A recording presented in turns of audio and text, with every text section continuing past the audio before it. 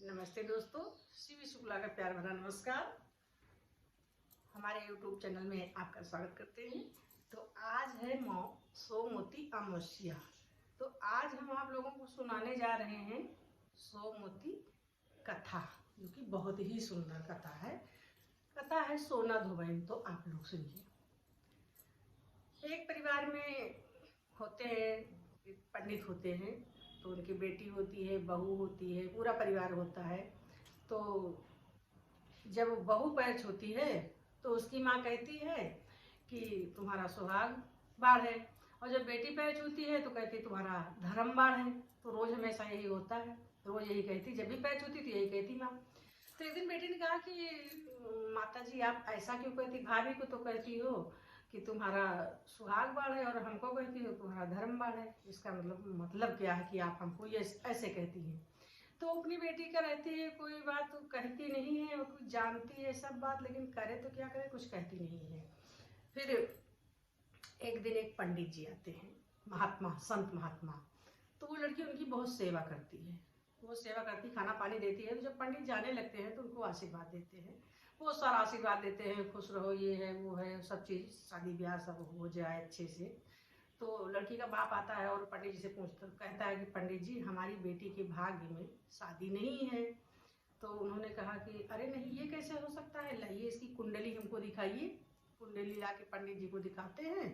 तो महाराज जी कहते हैं कि हाँ तुम्हारी बेटी का तो शादी का योग्य ही नहीं है इसमें। तो उनको और भी पंडितों ने बताया होगा, साधु महात्मा ने, तभी तो उनके माता पिता जानते थे ये सारी बातें। तो उसने कहा कि महाराज इसका उपाय। तो महात्मा जी बोले कि समुद्र के उस पार, 7 समुद्र के उस पार एक धोबिन रहती है, उसका नाम है सोना धोबिन। तो ये जाके 12 साल उनके यहाँ चौका बर्तन, झाड़ू पोछा और खाना बनाए, सारा कार्यक्रम करे तुम्हारी बेटी। तो जब सोना धोबिन खुश होके सुहाग देगी तब तुम्हारी बेटी का सुहाग बनेगा और इसकी शादी होगी और इसका सुहाग अमर होगा।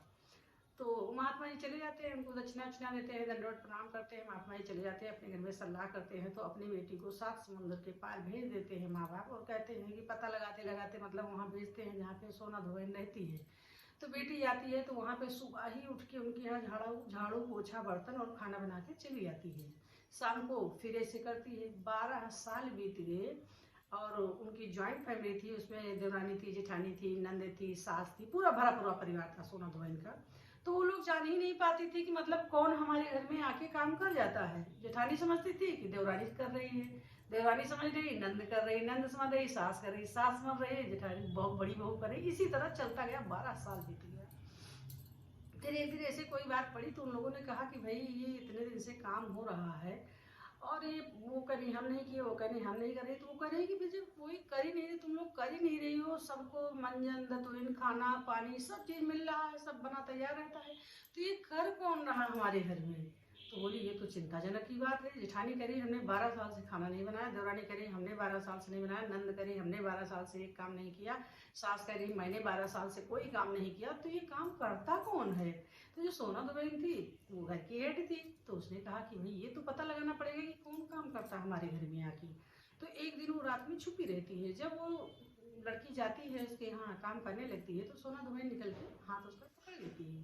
कहती तुम कौन हो, मेरे घर में कौन सा जोक टटका करने आती हो, जो कि तुम सब काम करती हो चली जाती हो, हम लोग कोई जान भी नहीं पाते हैं, और तुम कितने दिन से काम कर रही हो। तो लड़की कहती 12 साल से हम काम कर रहे हैं।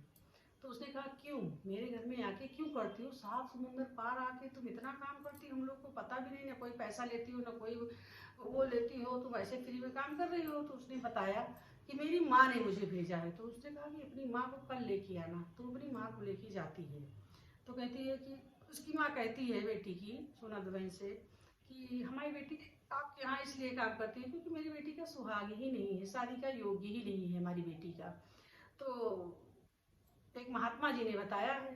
तो बोले कि जब सोना धोबैन सुहाग देंगी तब हमारी लड़की की शादी होगा और इसका सुहाग अमर होगा।